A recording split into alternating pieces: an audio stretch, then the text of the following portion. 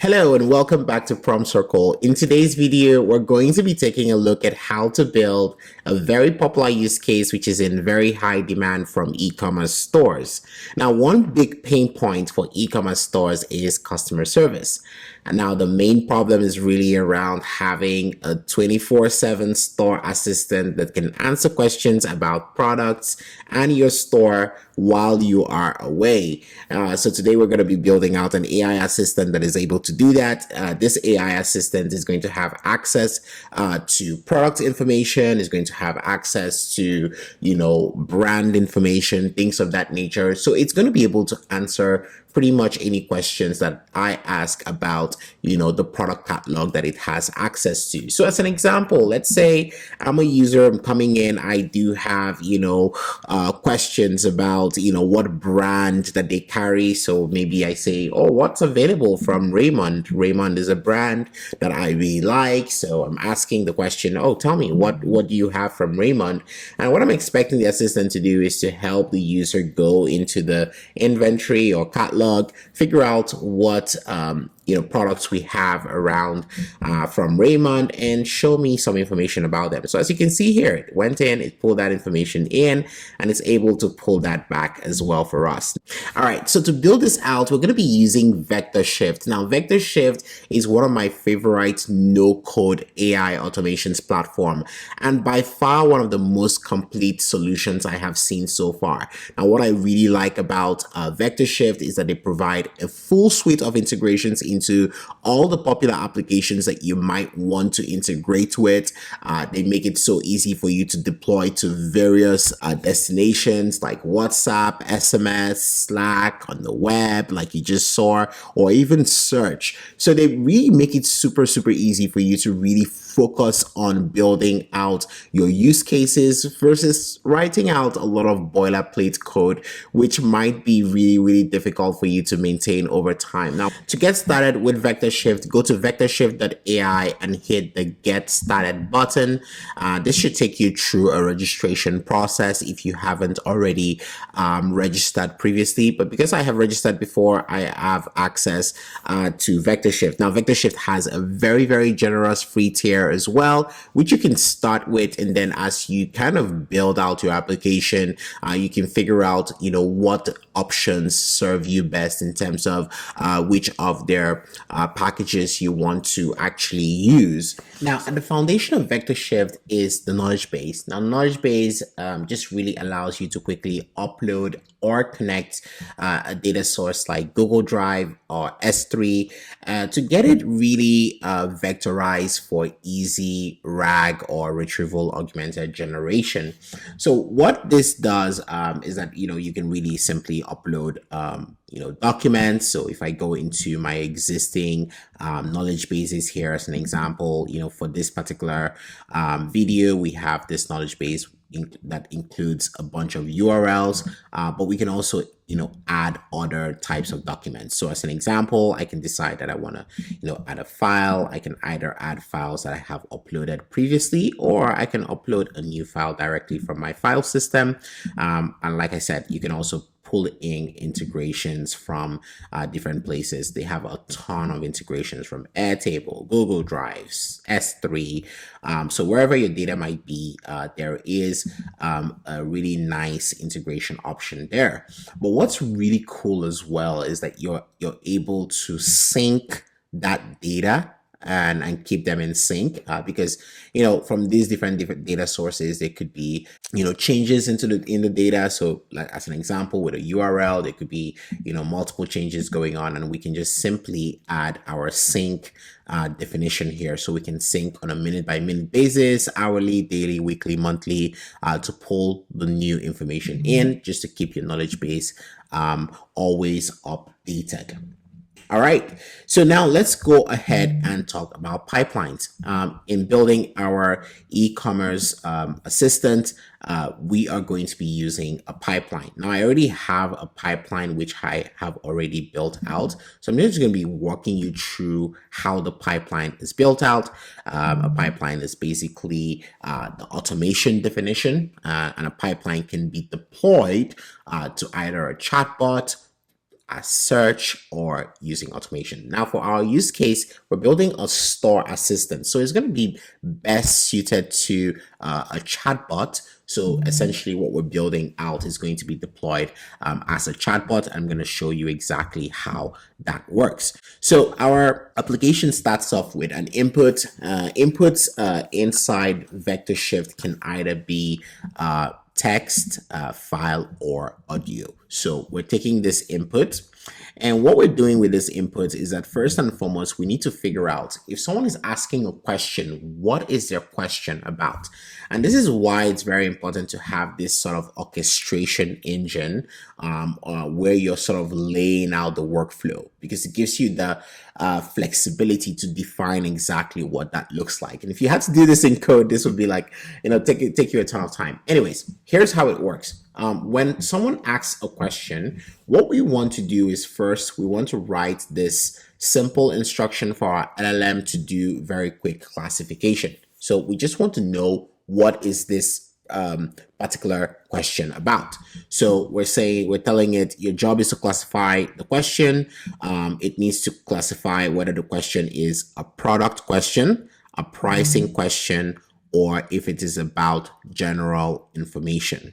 So, and as you can see, when we pull that response back, and we're using GPT 3.5, by the way, for this, really makes sense since it's not something that is too crazy. So we can just use GPT 3.5 to do it pretty quickly. It's cheaper and is faster as well. So here we have our condition. So our condition is a node that is basically taking the information from the classifier from the LLM, and essentially is determining, okay, is this a product? Is it, question has to it just a general question, what type of question is this? So once we get that information, so if it is product, then what we want to do is to pass the input to different paths. So we're going to just go through the different paths here. So if it is a product, as an example, what we want to do is that we want to, kind of articulate a query that we're going to be using to query our product catalog. So our product catalog is actually a CSV file that looks like this. So it has a product ID, product name, product brand, gender, price, description, and primary color. So what we're doing here is that we're saying that when you receive this question that is related to product, you're going to have access to a CSV file containing our product catalog. And here's what you should look out for inside that catalog. So first, we want you to know, here are the columns that exist inside this CSV catalog. And here is what you should be looking for. These are the columns you should use when you're trying to figure out information about, what a product name is and what the description is. So look out for those types of information to use to answer the question. So what we're doing basically is that we're going to take this particular query and we're going to pass it to a CSV query loader. Now what a CSV query loader does is pretty much RAG over CSV. So it's already sort of a pre-built RAG system that is going to query a CSV and return information. It takes two inputs. The first input is the CSV file you want it to read from. So in our case, is our CSV file, which I just showed you. You can also upload a file right here. Here, I already have some files I've uploaded, including that particular spreadsheet I just showed you. So here you can see that we have, our e-commerce data set pulling in to our query loader. Now the second input that is taking in is the query that we just constructed. So the query is our question, which is coming from the input side. It's also the instructions that we have developed. And what we're doing basically is pulling that and pulling that into our query loader. So our query loader is just going to use an LLM to do the querying, get the information it needs, and then provides it back as output. Okay, so that's the first part. So that's if the question has to do with product.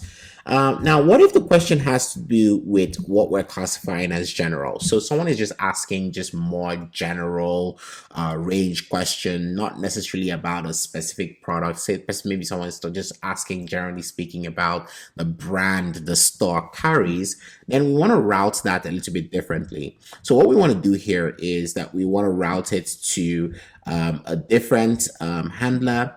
In this case, we're using our knowledge base reader. So remember when I showed our knowledge base, we had already indexed a number of brand information. So those URLs that you saw earlier on, and that's what we're actually pulling in. So we're sending that query. It's going to do a retrieval right here. So if you're familiar with, similarity search, vector search, that's what it's doing here. So it's just reading that information, and it's taking that information and passing it as context to another LLM call that we're making here. So this node is an LLM node, which is going to receive a question, the context that is coming from our knowledge base, as well as conversation history. So we have a very quick instruction here, which just basically says, using the information that you have, answer the question in a professional and concise manner. So here we're saying, here's a question coming from the input. Here is the context coming from the knowledge base, and here is your conversation history. So your conversation history is nothing but chat memory, which you can just simply attach here. And I can't overemphasize how cool it is that we can just do chat memory like this, because this is one of the things that is pretty difficult to do when you're building this out from scratch, like managing memory and all of those type of things that come with it. So this is something that comes out of the box with VectorShift. You can very quickly, implement chat memory just simply by adding, the chat memory node in here and connecting it to your LLM. And I think this is pretty cool, and that history is so important to to allow the conversation flow. So as you can see, we've dealt with the two parts: the part where it is doing a product search, and the part where it is doing just more general question answering. Now the third part is just basically when it's unable to answer a question, it should just basically send this back as the output essentially. So that's why this is going directly to the output. Now, because we have all these three inputs that are coming in, or these three parts that are coming in, we need to merge all of that before we send it out to the output. We want to make sure that we're merging it before we're sending it to the output. And this is really pretty cool. And this is something that, just allows you to sort of pull all that information together. So regardless of which one it is, if it's the output that is coming from the CSV query loader, we're putting it in here. If it's one that's coming from the general side, we're pulling it in here. If it's sort of just the response that says, that there was no response found, we're also pulling it all in here, merging it, and providing an output. So that's pretty much it. So in those very simple steps, we have an e-commerce store assistant that is ready to rock and roll. So now onto the fun part. Let's test it out. Let's run our pipeline, make sure it's working. And this is something else I really like about VectorShift, is that you can see some some observability about how the different things are working. So if you're working with a team, you can call them in and say, oh, this is how our automation is actually orchestrated, and it's really good to have that visual. And by the way, they also do have an SDK, so you can do all of the things that we've done right now in code as well. All right, so the first thing we're going to do here is we're going to run the pipeline. So here we're going to say, okay, here's the pipeline. The very first part I'm going to test is the product part. So I'm going to say something like, can you suggest a sub $200 bag for me to buy? And you can see, like, if you kind of look through, you see, like, as it goes through, you see the output status. So let me just zoom in here. So you see my input. Can you suggest a sub 200 bag for me to run? The output status, it shows you how long it took for that to happen, shows you how long it took for it to kind of determine what the right option is here. It shows you the output as well from here. So here we have an output, and you see, because it was the pathway over here, you could see that it ran, got my, ran this sort of path for the product side, and it ran all the way, ran my CSV query loader, ran the merge, and that's how we got our response back. So you see the outputs right here. Yeah, it's showing me the DKNY bag that is $140, because I said I wanted, bags sub 200. So you see $140, and then Kenneth Cole backpack for women, which is at $29. So let's see if that is correct. So we wanted a sub 200 bag. So this is our bags. We have 140, so that's sub 200, which is fine. Which other bag do we have here? We have a bag here that is $208. It didn't pull that one back. So it's able to kind of understand what that query was. And then there's a backpack, which it pulled back. So pretty much got the answer very, very correct. And that's how we get our response back.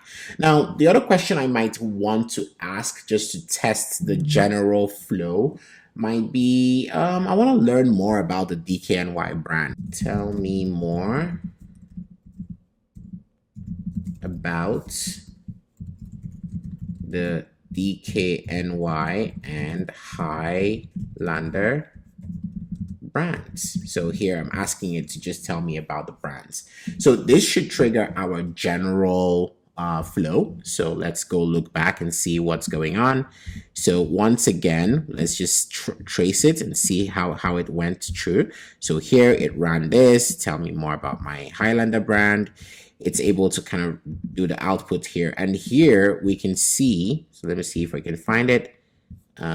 So here, sorry, just one second.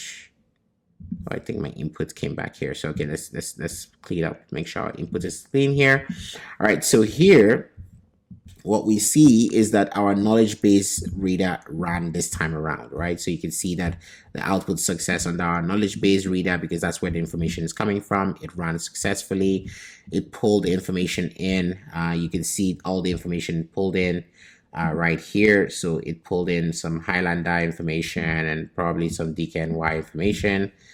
And as we can see, so as we can see our response coming back here as well. So we see the response included both for Highlander and for DKNY, and that's why we have that output in here as well. So really, really nice, kind of approach that it's taking here. And, we got our responses back. It pulled that information from our knowledge base, and then we have our information in the output right now. Okay. All right. Awesome. So now we have tested our application. We've run through it. It seems like it's giving us the right information. The next step for us is, okay, we now need to deploy. So to deploy, you can use the deploy as button here. And this allows you to deploy your application in 3 possible ways. So you can either deploy as a chatbot, you can deploy as automation, you can deploy as search. Now, our application is going to be best suited for a chatbot, and I already deployed a chatbot, but basically what a chatbot allows you to do is to deploy it for conversational interfaces. So that could be a web widget like what you saw earlier on. It could also be something in Slack, in WhatsApp. So I really like the WhatsApp option, by the way, because if you're working with your customers and they have you have their mobile phones, then they can just simply text in to ask that question either through WhatsApp or SMS. So if we say chatbot is the way you want to go, you can give your chatbot a name. So let's give our chatbot a name. So let's call it PC e-commerce assistant. And you can give it a description here, store assistant to guide customers with e-commerce, with product related product and store related questions. Okay, so you can do that. You can also define, different things. Okay, so here we know we have an input and we have our output, so that is fine. So this is coming from our pipeline. So our pipeline is saying this is what I require of you in terms of input output. So once I save that, then next up, you can define the functionality of your chat. And this is so cool. You can define all of the functionality. So for instance, you can give your display name a name. So if you want it to be, product assistant as an example. We want it to be the display name. You can add like a description. You can add, your user, what the bot name should be. So PC assistant as an example is what we want. You can define your welcome name, your welcome, like welcome to the PC store as an example. And you can also add like default message for your error messages. Now they've added a few options here. You can remove this powered by VectorShift, by the way, if you want as well. So if you want like that, you can also add things like generated follow-up questions as well. So you can define how many follow-up questions. So when someone asks a question, maybe it's not quite sort of complete and you want to kind of use the LLM itself to provide them with follow-up questions, you can define that here. And you can allow users to clear their chat, and you can also allow people to stop generation. So you see all these buttons. So this allows you to create, like, really clean up your chatbot, make it so easy to use. You can also define the style that you want, so including like, what is the image URL that you want here. So if you saw my own chat from earlier on, you could see it was branded in the prompt circle label. So I did some work there just to make sure I got my logo in, I got my name in, and everything I had was correctly done in that way. All right, so and once you're done with that, then you can go to the export functionality, and this is where you can define where you want to actually deploy to.